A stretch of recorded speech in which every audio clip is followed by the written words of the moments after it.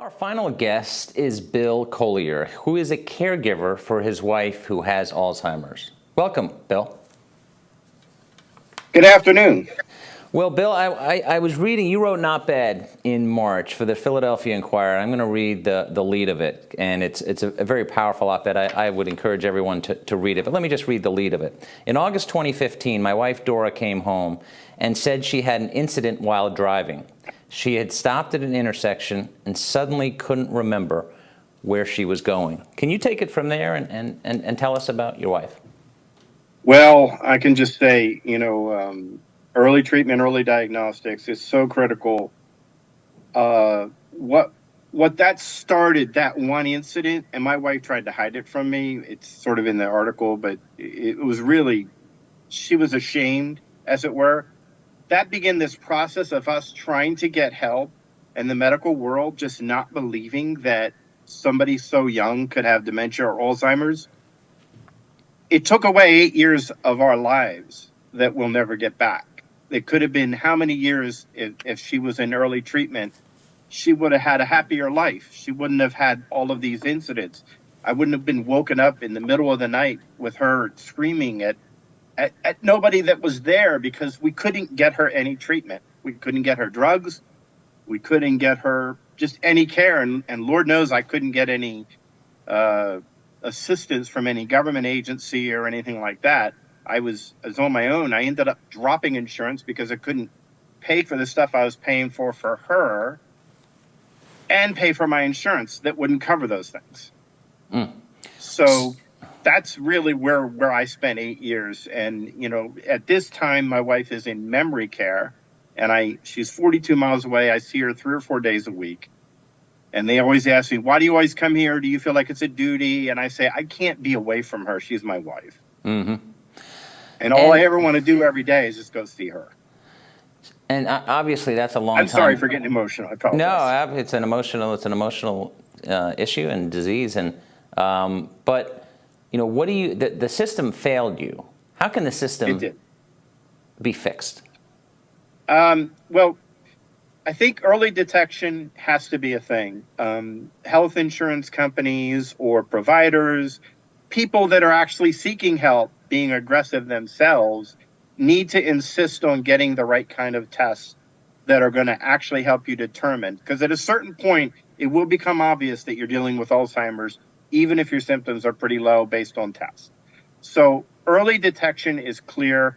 Education about how to understand that, education of our medical world, as far as them understanding that this can happen at any time in someone's life and it should be taken seriously. We literally had a neurologist accuse my wife of faking an illness and almost getting her blackballed from all medical care just because he didn't believe her. So that's one. And then early treatment, look, even with this new exciting drug that they're looking at and that kind of stuff, we have to have access to this stuff. I hear arguments, people say, oh, but it costs so much money. And I'm like, but we paid for Medicare and for disability. We paid for all of this stuff all our lives with the promise that we would get help when we needed it. Well, nobody told us that there was going to be an economic calculation. Oh, sorry, it's too expensive to help you. Mm-hmm. I don't get that. That hurts really bad. It just cuts deep. And it is informative for others to hear this because obviously this disease affects so many people. So the doctors, as I understand it from reading your op-ed, it basically, they just thought she was too young to have dementia, and that's why they thought, well, maybe she's faking it? At first it was faking it, and then it was catastrophic anxiety was one of the possible things. We went all the way. I took her to, and I'm glad I did it because I was criticized for it, but I'm glad now. I took her to Israel and Germany, the two places she wanted to go before she died. And I got her there, but boy, was it hell bringing a woman who I didn't know was dealing with early Alzheimer's overseas, but I did it because she really wanted that. Mm-hmm. So no, they just wouldn't believe that it could possibly be Alzheimer's. And then when the pandemic hit, it was even worse because we couldn't see people for a year at a time. And what is her quality of life now? She is in memory care. I am with her as much as I can be, frequently. She's happy. You know, they say it's harder on you, the caregiver, than it is on them. I could speak for hours about how caregivers suffer and how, you know, so many of them actually don't outlive the person they're caring for, and how lucky I am because I have a decent business that my wife helped me build that I pay for everything out of pocket. And if I was an average person, I'd be bankrupt easily. I would have gone bankrupt in 3 months trying to pay for her care.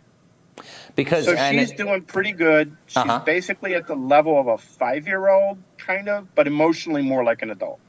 Okay, and you mentioned this before, but you basically, because you have the needs to pay for it, you got out of insurance because that really wasn't helping you much, right? Yeah, it wasn't. Why was I paying $2,000 a month? And, you know, I couldn't pay for an MRI. I ended up paying for MRIs, CAT scans, et cetera, all by myself, which aren't cheap.